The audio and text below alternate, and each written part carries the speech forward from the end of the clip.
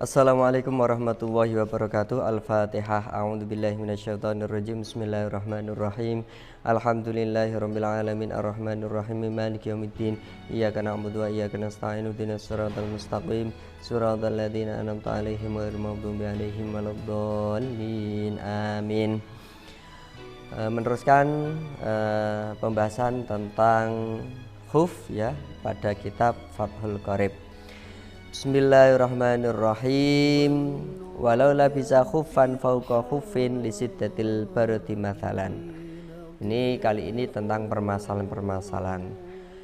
Jikalau seseorang itu memakai khuf di atas khuf yang lain karena sangat dinginnya cuaca, bagaimana? Fa in kanal a'la sholihan lil masih dunal asfal soha al-masu alal a'la.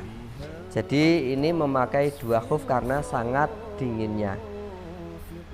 Jika memakainya itu dua khuf dan yang atas atau yang kedua, kan khuf dipakai yang pertama, terus memakai lagi yang kedua, otomatis yang kedua adalah istilahnya yang atas.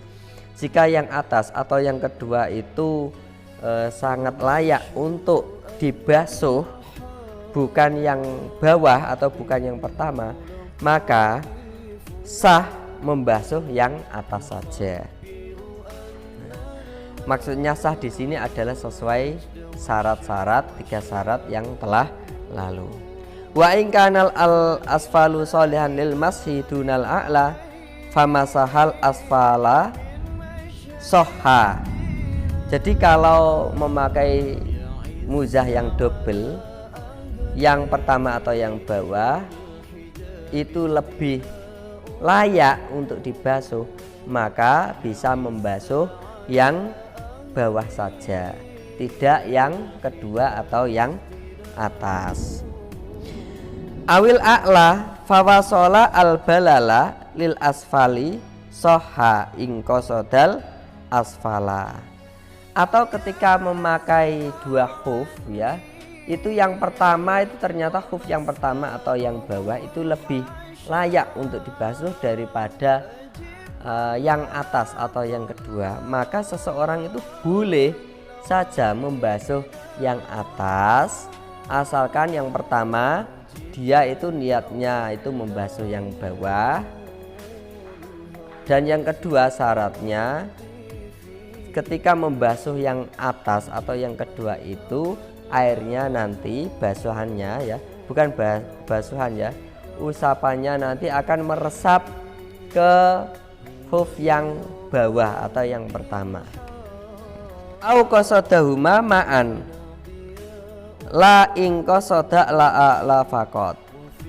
Boleh juga ketika yang pertama atau yang bawah itu lebih layak, itu seseorang itu boleh berniat pokoknya dibasuh saja ya, tidak hanya membasuh yang atas, walaupun yang atas tidak layak, yang bawah atau yang pertama itu lebih layak, boleh seseorang itu membasuh mengusap bersama-sama dengan niatan pokoknya saya mengusap baik yang atas maupun yang bawah, itu boleh dan sah.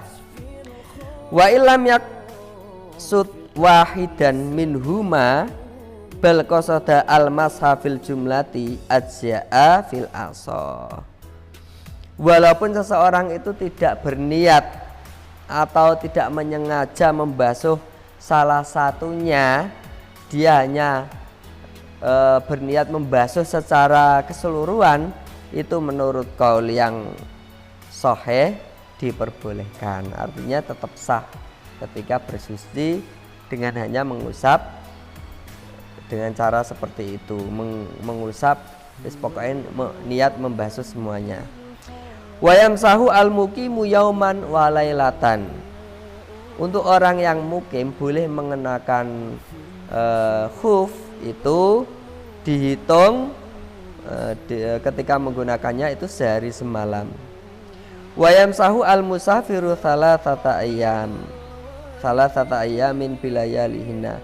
Adapun orang yang musafir yang bepergian itu boleh mengusap khuf itu 3 hari 3 malam al-muttasilati biha.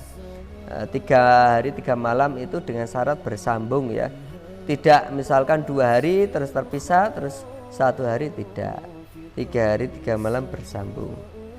Sawaun taqaddamat au ta'akharat, baik itu ketika malamnya itu lebih dulu atau malamnya belakangan. Misalkan memakai khuf dimulai dari malam hari, maka berakhirnya adalah ketika siang hari, atau ketika siang hari maka berakhirnya di malam hari ketika di hari ketiga.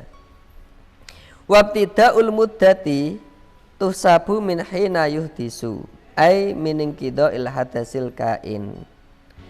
Jadi untuk permulaan dihitung memakai khuf adalah itu ketika dia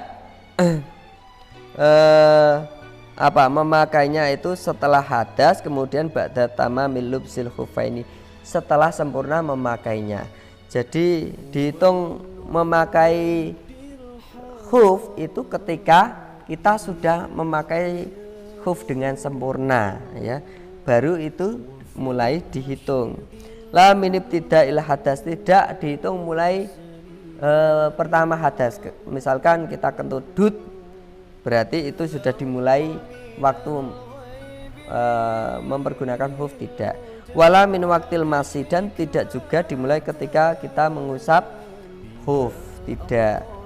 Wala min ibtida'il lubsi, dan juga tidak dimulai ketika memakai khuf baru nali misalkan, tidak, tapi ketika sudah sempurna.